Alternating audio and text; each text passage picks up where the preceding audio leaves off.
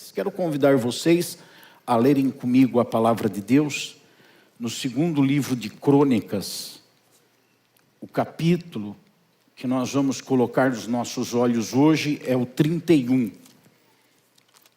Eu digo hoje porque estamos encerrando um ciclo de 4 mensagens sobre pessoas que dependem de Deus. Não dependemos de Deus por meio de palavras. Eu dependo de Deus. Eu vou na igreja porque eu dependo de Deus. Eu oro porque eu dependo de Deus. Não são palavras que indicam uma pessoa que depende de Deus. É a vida manifestada nos comportamentos dessa pessoa que autentica que ela é uma pessoa que depende de Deus. E eu escolhi como personagem central para falar sobre uma pessoa que depende de Deus, um moço de 25 anos de idade, que se tornou rei em Israel, Ezequias. E olhando para a vida dele, nós vimos, num primeiro momento, que ele expressou a sua dependência de Deus por meio de produtividade, fazendo coisas. Ezequias foi frutífero. Há 4 semanas atrás eu estava nesse púlpito dizendo para vocês isso. Ezequias produziu, fez coisas. Então dependemos de Deus na medida que nós fazemos coisas. É lógico, eu não estou dizendo que fazemos coisas para nós. Eu fiz algo para a minha vida, eu fiz uma faculdade, eu fiz um casamento, eu fiz 4 filhos. Não é isso. Eu estou dizendo, fez coisas no tocante ao interesse de Deus sobre a terra. Aquilo que interessa a Deus. Nós vimos há 3 semanas atrás que Ezequias se mostrou um homem que dependia de Deus porque ele declarou-se como alguém na sua atitude que vivia pela fé. Ele fez uma aliança com Deus. Num determinado momento, diz aqui, que eu decidi, capítulo 29, versículo 10, agora estou resolvido a fazer uma aliança com o Senhor. A aliança é um compromisso inviolável. Então, ele por fé, ele decide, eu vou ter um compromisso com Deus. Quando a gente entra num compromisso com Deus, não dá para viver conforme nossa cabeça, nosso coração, nossa vontade, nosso querer. Não dá para viver por vista, pelo que a gente vê, pelo que a gente raciocina. Não, é necessário viver por fé, quando está em aliança com Deus. Noé estava em aliança com Deus, Deus falou, faz uma arca aí que vai chover, nunca tinha chovido na terra. Vai chover. Abraão estava em aliança com Deus e Deus disse para Abraão, sai da tua terra para um lugar que depois eu vou te mostrar. Ele largou tudo para trás lá. Levou mulher, filho, levou gado e foi embora. E foi embora, deixou parentela, deixou tudo. Então quem está em aliança com Deus é uma pessoa que vai viver pela fé no que Deus fala. Deus fala, ele vai lá e faz. Porque ele tem atitudes, ele frutifica, ele vive pela fé, ele faz. Semana passada nós vimos que Ezequias foi um homem que contribuiu. Ele deu recursos e ele levou o povo de Israel a dar recursos para que os interesses de Deus fossem materializados na terra, no caso em Israel. E hoje nós terminamos essa sequência de mensagens falando sobre alguém que depende de Deus ser uma pessoa de sucesso, uma pessoa que prospera. Prosperar no sentido de felicidade, de realização, de sucesso. Ezequias era um homem de sucesso, porque ele era um dependente de Deus. Quem depende de Deus é alguém de sucesso. De sucesso. Hoje em dia está muito difícil pregar, gente. Porque as palavras estão tão deformadas no conceito das pessoas, que a gente fala prosperar, tem gente que pensa e foge do que significa prosperar. A gente fala sucesso, tem gente que viaja para lá, para cá, entende uma coisa, entende outra, e foge do que significa sucesso. Mas eu tenho que pregar, eu uso palavras. Cada um de nós tem que tratar de entender a etimologia, o sentido delas, para poder aplicar corretamente na nossa vida. Está aqui no capítulo número 31, de 2 Crônicas, o versículo 20 e o versículo 21, que dizem assim: foi isso que Ezequias fez em todo Judá. Só um minuto, gente, vocês já vão sentar. Mas foi isso, ou seja, tudo que vem anterior, tudo que ele fez antes, foi isso que ele fez. Tudo que ele realizou, que agora eu não vou pormenorizar, e nesses dias, nessas 4 semanas, nós falamos um pouco de tudo isso que ele fez. Aí depois disse: e tudo que ele fez era bom, reto e verdadeiro aos olhos do Senhor seu Deus. Agora vem o sucesso, versículo 21. Em toda a obra que Ezequias realizou no serviço da casa de Deus, na lei e nos mandamentos, para buscar o seu Deus, ele o fez de todo o coração e foi bem sucedido. E teve sucesso. Tudo que ele fez deu certo. O que Deus quer para mim e para você é que tudo que a gente faça dê certo. Certamente, se a gente fizer para Deus as coisas, vai dar certo. E quando nós precisamos fazer alguma coisa para a gente, também vai dar certo. Fala para o seu irmão, porque nós aprendemos o caminho do sucesso. Fazendo para Deus, a gente aprende o caminho do sucesso. E aí tudo que a gente vai fazer, vai dar certo. Vamos orar? Obrigado, Pai, porque o Senhor nos permite, mais uma vez, termos a revelação da Tua Palavra. Mais uma vez, nós podemos aprender contigo. E eu lhe peço que o Espírito Santo nos ajude a aprender de maneira eficaz, através da revelação que o Espírito nos dá. Em nome de Jesus. Amém. Obrigado, irmãos. Podem tomar o seu lugar. Eu já falei que vocês estão bonitos hoje, agora que apagou a luz, ficaram mais bonitos ainda.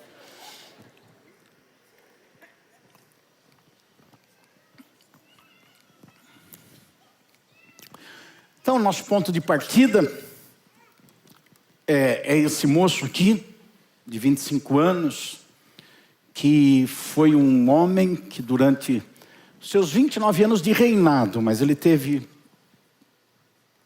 54 anos de vida. Morreu cedo. Para mim, que vou viver 100 anos, ele morreu cedo, 54 anos.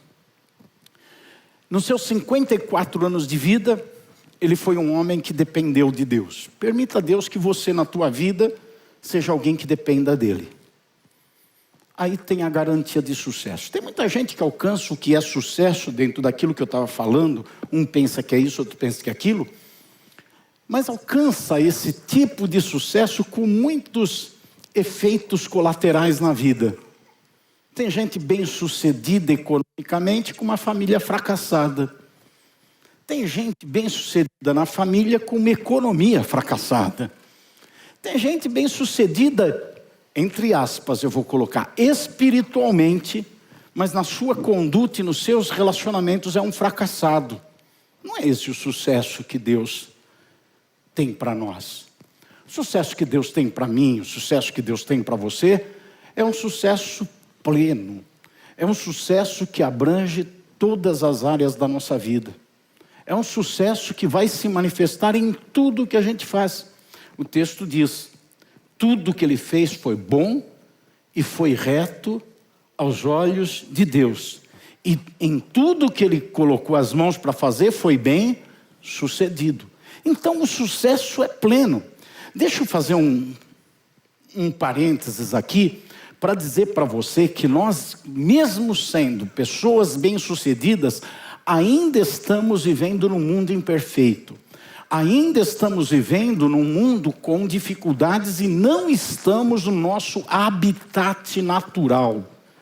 Nós não fomos criados para viver no meio da poluição, nós não fomos criados para viver no meio de um mundo cheio de corrupção, de mentira, de engano, de pecado. Nós não fomos criados para isso. Então sempre vamos ter um determinado mal-estar. Não significa que esse mal-estar representa fracasso. Essa insatisfação representa fracasso. Simplesmente não estamos contentes nesse mundo, com o que esse mundo é. Aquele que está contente nesse mundo com o que esse mundo é, não pode dizer que é de Deus. Não pode dizer que conhece a Deus. Porque esse mundo caminha contra o sistema de Deus. Esse mundo caminha contra a verdade de Deus. Então nós estamos jogando em campo adversário.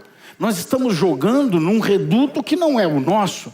Nós estamos com os nossos pés numa terra para a qual não fomos criados para viver desse jeito que vivemos nesse mundo. Mas isso não impede que o sucesso alcance um patamar definido por Deus na nossa vida, que gere felicidade, que gere prazer, que gere paz. Até mesmo no meio dos sofrimentos, das lutas, das dificuldades que existem nesse mundo, ainda assim pessoas de sucesso têm paz. Ezequias foi esse homem de sucesso. Mas eu quero ir para um outro livro da Bíblia, para usar esse outro livro como uma referência e indicar biblicamente qual é o caminho dessa prosperidade, qual é o caminho desse sucesso. Eu quero ir para Deuteronômio. Deuteronômio é um livro síntese. O que eu chamo de livro síntese? Eu chamo de livro síntese aquele que faz todo um resumo da história de Israel. O livro que mostra, colocando um holofote maior, em Israel como nação, como povo que está sendo constituído por Deus e que sai do Egito e entra na terra prometida. Deuteronômio traz todo o resumo de Êxodo até chegar na história de Josué e da entrada na terra prometida. Pega Moisés e pega Josué e conta a história deles, fazendo uma alusão do crente que sai do mundo e entra para a igreja. Do crente, do homem que sai da condição de um perdido pecador que está destinado ao inferno por causa dos seus pecados e passa a ser um cidadão do céu, aguardando Jesus voltar para viver eternamente com Deus. Então Deuteronômio conta essa história que eu vou chamar aqui do caminho para o sucesso. E eu quero observar algumas coisas para você. O sucesso, a prosperidade, a felicidade não está tão longe. Está mais perto do que a gente imagina. Veja comigo uma parte dessa história de Israel que Deuteronômio conta.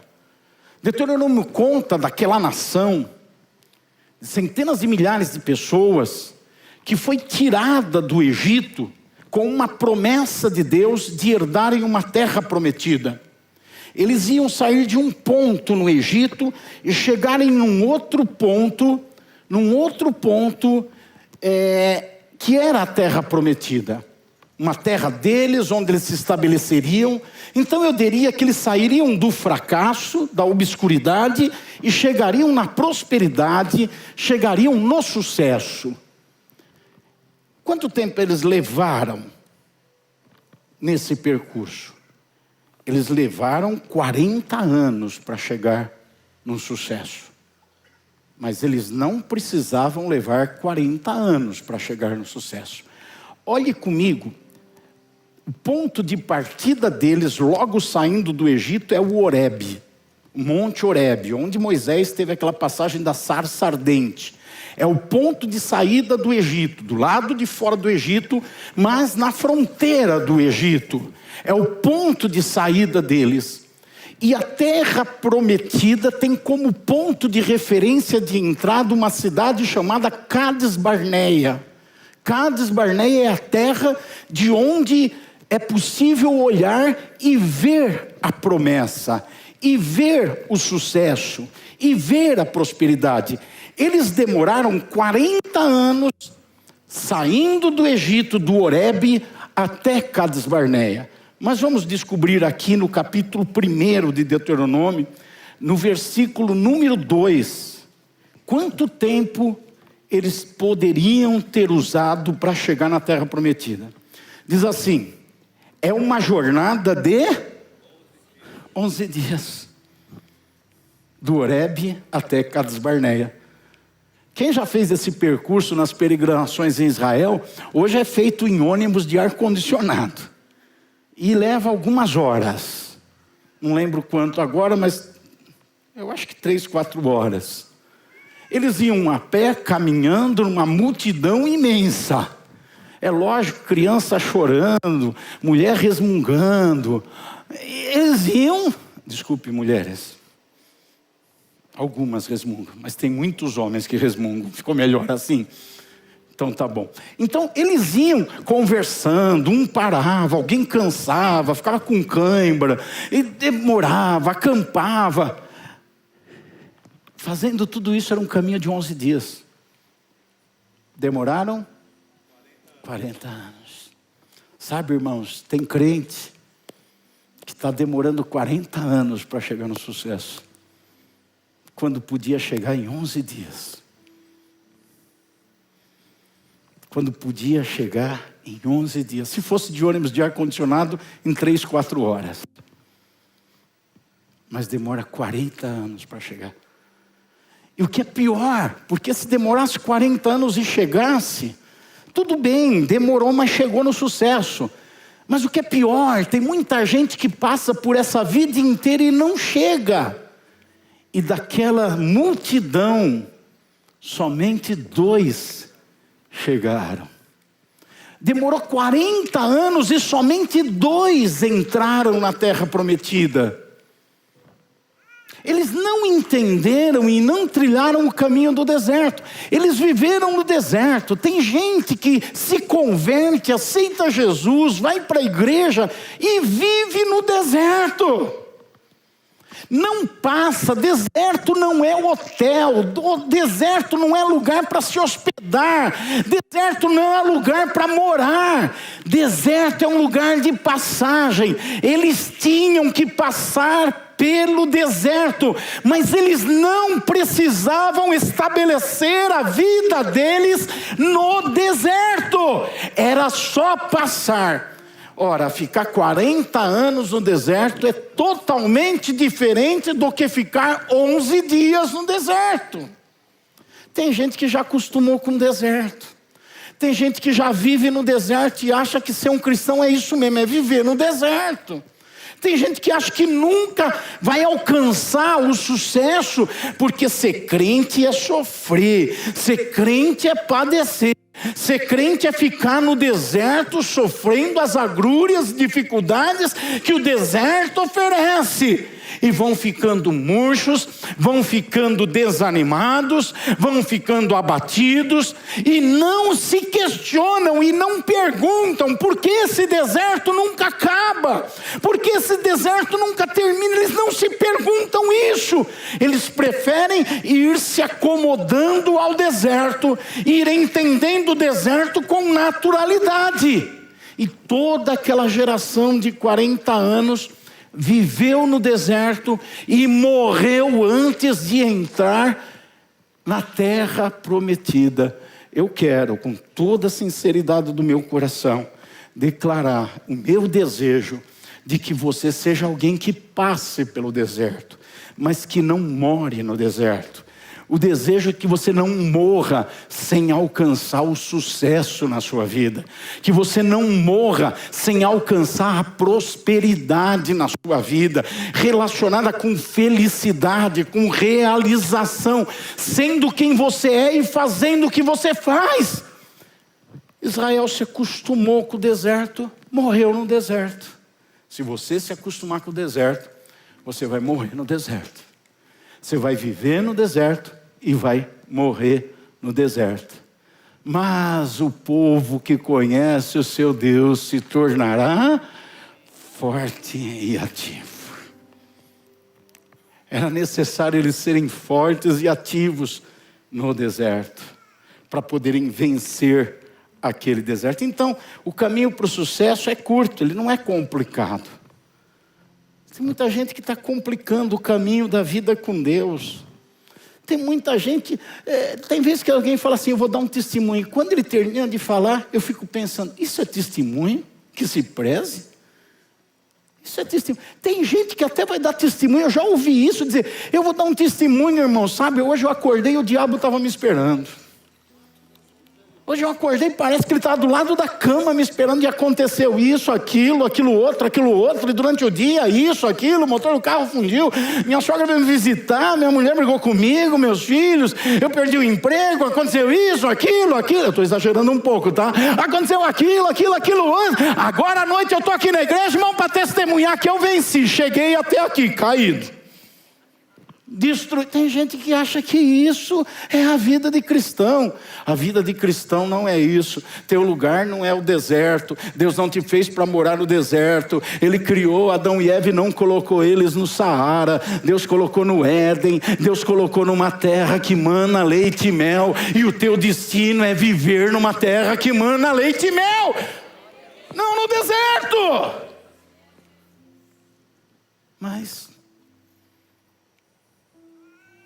tem pessoas que não prosperam, não têm sucesso, nunca terão sucesso, porque se acostumaram com o deserto. Vivem com naturalidade no deserto e não perguntam-se: por que eu vivo no deserto? Se Israel, se aquela geração de 40 anos de deserto se perguntasse por que nós estamos tanto tempo num lugar que só precisávamos ficar 11 dias, por que nós estamos passando por isso tudo tanto tempo, quando poderia ser terminado? Se eles perguntassem, eles olhariam e veriam o que Deus falou para eles. Porque Deus foi acompanhando, sabe? Quando você está no deserto, o tempo inteiro Deus está te acompanhando e falando com você. E não fica pensando que Deus está te acompanhando, te abanando. Ah, está calor mesmo, meu filho. Vai, aguenta aí no deserto. O que Deus te acompanha e fala com você é como sair desse deserto. É o que fazer para viajar apenas 11 dias e não 40 anos. É o que fazer para passar, porque tem que passar deserto. Não dá para sair do Egito e chegar em Israel sem passar pelo deserto. Até hoje, quem sai do Egito para ir para Israel por terra tem que passar pelo deserto, tem que caminhar no deserto. Pode ir de ônibus confortável, mas passa pelo deserto. Não tem como, não tem outro caminho. Eles tinham que passar, eles tinham que ir, mas eles não precisavam se adaptar ao deserto, gostar do deserto, viver no deserto, se aculturar no deserto. Se eles parassem para ouvir o que Deus falava, eles só ficariam 11 dias no deserto. E quando nós observamos porque eles ficaram no deserto, a gente vai perceber que tudo se resume a 4 posturas dele, que estão aqui nesse livro de Deuteronômio, no capítulo 1. No versículo 19, coloca na tela para nós o 19, por favor. Agora começa o relato deles. Partimos de Horebe, caminhamos por todo aquele grande e terrível deserto que vocês viram, pelo caminho da região montanhosa dos amorreus, como o Senhor nosso Deus nos havia ordenado, e chegamos a Cades Barneia. Quem é que caminhou assim? Não foi todo Israel, foi uma parte de Israel. Foi uma parte que foi convidada a conhecer o caminho, para preparar o caminho para os demais virem. E eles chegaram lá naqueles 11 dias. E eles olharam a terra prometida. E aí tiveram uma ideia. Tiveram uma ideia. Olhem no versículo número 21. Moisés diz: eis que o Senhor seu Deus colocou esta terra diante de vocês. Vão e tomem posse dessa terra, como o Senhor, o Deus de seus pais, falou. Não tenham medo e não se assustem. Agora vejam o que eles decidiram no versículo 22. Então todos vocês se aproximaram de mim e disseram: vamos mandar alguns homens adiante de nós para que espiem a terra. Então escolheram 12 para representar as 12 tribos, foram ver a terra, olhar a terra e voltaram. Vocês conhecem isso com os seus relatos. 10 deles dizendo, na verdade todos disseram o que está no versículo 25. É boa esta terra que o Senhor nosso Deus nos dá. Mas na sequência, alguns deles, 10 disseram, mas não dá para a gente entrar. Porque tem problemas, tem gigantes, tem gente morando lá, tem dificuldades, tem barreiras. Em outras palavras, eu não posso ser próspero, eu não posso ter sucesso, eu não posso conquistar, porque tem problemas no caminho, porque tem dificuldades, porque tem lutas, porque tem coisas que a gente não vai conseguir fazer. Eles esqueceram que é Deus que disse que eles teriam sucesso. Se Deus falou e Ele falou que você tem sucesso, que você terá sucesso, o sucesso para você é atingível. Você pode alcançar, porque quem falou não fala sem saber o que está dizendo. Deus não é pregador empolgado. Deus é Senhor, que a sua palavra é honrada acima do seu próprio nome. E a palavra do Senhor tinha dito para eles, vocês vão entrar nessa terra. Mas eles não quiseram, deram meia volta, ficaram com medo, não entraram na terra e ficaram 40 anos no deserto. Sabe por quê? Vamos ver 4 coisas que aconteceram. Primeiro, versículo 26, nós temos 2 delas. A primeira, vocês não quiseram ir. Falta de vontade, gente. Olha o que Deus argumenta com eles. Sabe por que vocês ficaram 40 anos caminhando e não apenas 11 dias? Porque vocês não quiseram. Vocês tiveram falta de vontade. Primeiro campo a ser trabalhado na vida da pessoa que não quer ficar no deserto é vencer o medo. É vencer o medo para ter vontade de fazer. Ah, gente, se eu fosse parar por causa das pessoas que falaram contra, dos inimigos, dos adversários, das pessoas que se opõem, ainda hoje, eu estaria sentado, lamentando, reclamando, não teria feito nada, não teria caminhado em nada na minha vida pessoal, no ministério. Sempre tem, na tua vida também é assim, tem gente dizendo que não dá, tem dificuldade se apresentando, tem monstros na tua frente, mas é maior o teu Deus que fez a promessa para você entrar na terra prometida. Então não fica assustado, não fica com medo. Eles ficaram lá, curtindo o medo dele. Todos os dias, em todas as nossas ações, nós precisamos decidir uma coisa. Nós vamos ser movidos pelo medo ou vamos ser movidos pelo que Deus falou? O que Deus falou para você e para mim? Tanta coisa, né? Tanta coisa boa que Deus falou para mim e para você. O que vai mover a gente? As promessas de Deus ou o medo dos inimigos? O que vai mover as tuas atitudes? Aqueles que são movidos pelo medo, pelas circunstâncias, vão ficar no deserto. Podem vir à igreja, podem fazer campanha, vão continuar no deserto. Porque não ouvem o que Deus fala. Eles não quiseram ir, porque os olhos deles não foram colocados sobre a promessa. Eles não confiaram que Deus estava fazendo uma promessa e era possível para eles cumprir. Segunda coisa no versículo 26, foi por causa de rebeldia.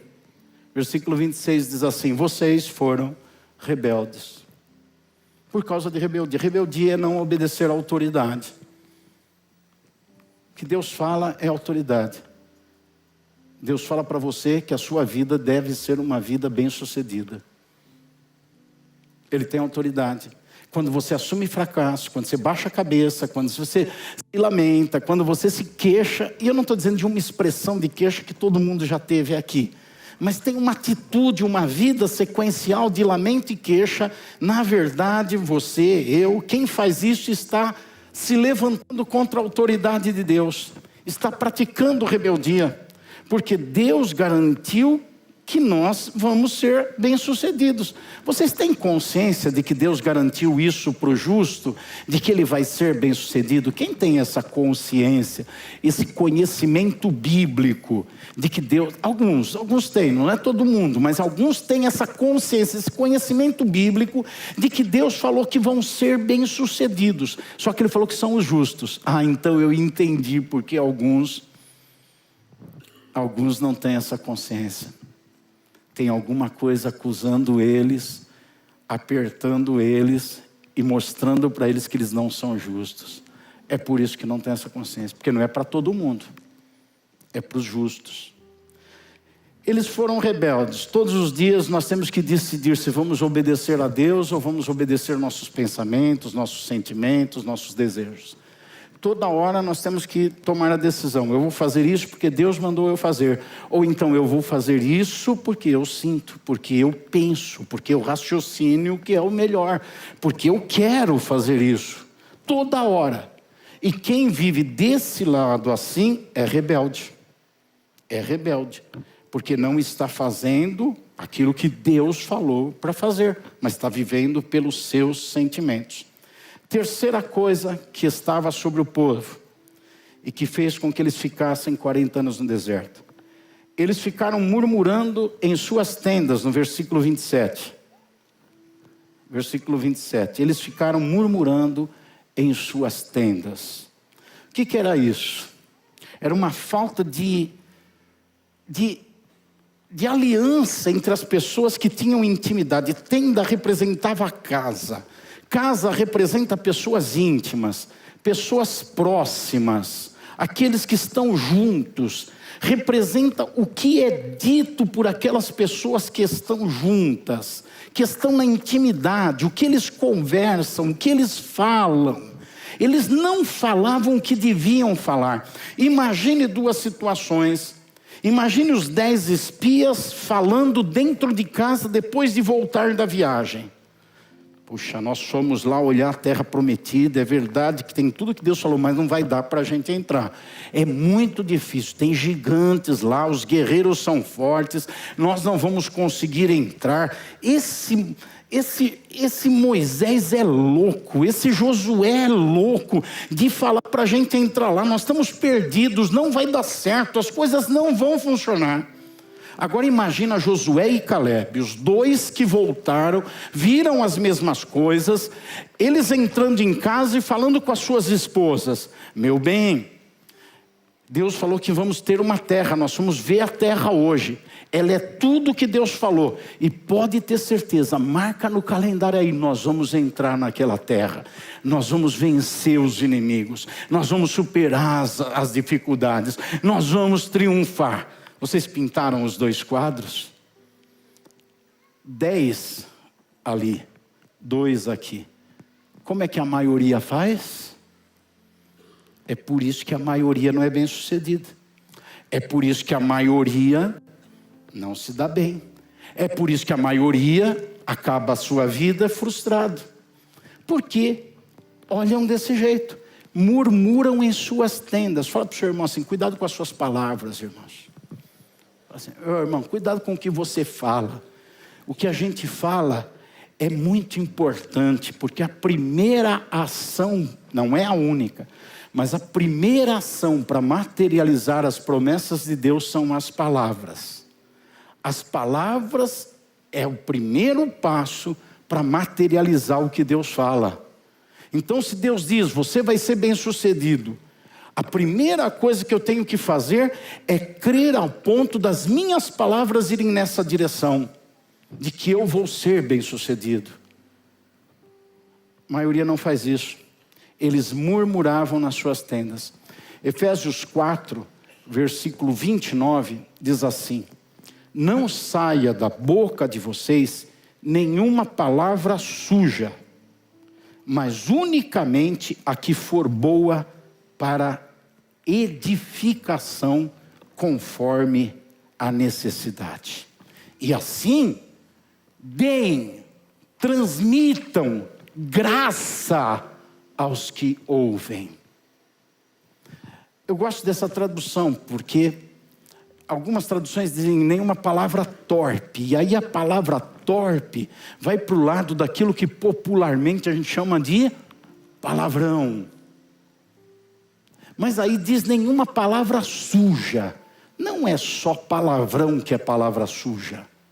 Fala para o seu irmão aí, palavra negativa é suja também. Palavra de derrota é suja. Palavra de acusação é suja. Palavra de condenação é suja. Palavra maliciosa, com maldade. Conhece a palavra de maldade? Aquela que dita assim no ar, para dar é suja. A Bíblia diz: não saia nenhuma palavra suja da sua boca. Somente aquela que serve para construir. Somente aquela que serve para levar graça para quem está ouvindo. Somente essa. Por fim, então eles não tiveram vontade de entrar na terra. Não quiseram. Eles foram rebeldes. Eles não deram atenção ao que Deus falava. Foram pelos olhos, pelo que pensavam, pelo que sentiam, ou qualquer outra coisa. Eles não tinham unidade no fórum íntimo. Não caminhavam juntos, aqueles que eram próximos, mas murmuravam nas tendas deles. Na intimidade deles, murmuravam. E o quarto, eles desconfiavam de Deus. O versículo 27 diz que eles ficavam nas tendas deles murmurando e dizendo: o Senhor está com ódio de nós. Puxa vida, eu quero dizer uma coisa para você: Deus te ama. Não importa quem você é, o que você fez, Deus te ama. Deus não te odeia. Deus pode odiar o teu comportamento, Ele pode odiar o teu pecado e odeia. Ele odeia a atitude errada, mas Ele sabe diferenciar a tua atitude de você. E você, Ele te ama. E enquanto você estiver vivo, o amor dEle estará estendendo os braços para te receber, para te perdoar, para te ajudar, para te encaminhar. Deus te ama. Não é maravilhoso saber que Deus te ama? Não é bom? Deus te ama. Mas eles não acreditavam nisso. Eles tinham uma visão distorcida sobre Deus. Eles tinham uma ideia errada de Deus. Eu lembro quando eu era criança ou jovem, de um pregador lá na igreja da Vila Esperança, fazendo um quadro assim. Daniel congregava lá naquele tempo, a gente estava junto, não sei se ele vai lembrar, mas fazendo um quadro assim que tinha gente que via Deus com um chicote na mão e uma cadeira tentando nos domar. E o tempo inteiro enfiando a cadeira e dando chicotada na gente, um leão feroz. O seu Deus não é esse tipo de leão, Ele é outro tipo de leão. Ele é outro tipo de leão. Ele é um leão furioso contra o mal. Ele é um leão que derrotou Satanás. Ele é um leão que derrotou o pecado. Ele não quer te domar, Ele quer te abraçar, Ele quer te recolher. Ele disse: vinde a mim, você que está cansado e sobrecarregado, e eu te aliviarei. Ele quer te receber, Ele quer te amar, Ele quer te perdoar, Ele quer te dar uma vida plena, Ele quer te renovar, Ele quer sim te corrigir, porque Ele quer você 11 dias só no deserto. Ele não quer você 40 anos no deserto. Mas se você tiver uma ideia errada de Deus, se você desconfiar de Deus e pensar que Deus tem intenções erradas, intenções más com você, você vai ficar no deserto. Deuteronômio capítulo 10, agora nós vamos ali para frente. Deuteronômio capítulo 10. Depois que Moisés desce do Sinai com as tábuas da lei, o povo está vivendo na idolatria, faz um bezerro de ouro, ele quebra aquelas tábuas, e depois Moisés sobe de novo e fica 40 dias de novo no Sinai em jejum. E quem já subiu o Sinai, é maravilhoso subir o Sinai. Uma vez na vida, nunca mais eu faço aquilo. Moisés subiu diversas vezes. Ele volta de novo no Sinai, em jejum de 40 dias, recebe novamente as tábuas da lei e desce para falar com o povo. E no capítulo 10, versículo 12 a 14, ele mostra o que Deus quer. Começa o versículo 12 dizendo: Israel, o que é que o Senhor requer de vocês? O que que Deus pede para vocês? Aí ele fala que Deus pede uma coisa: temam. 2 coisas: andem. 3, amem. 4, sirvam. 5, guardem. Guardem. E 6, que não está ali em amarelo, mas a 6ª coisa é reconheçam.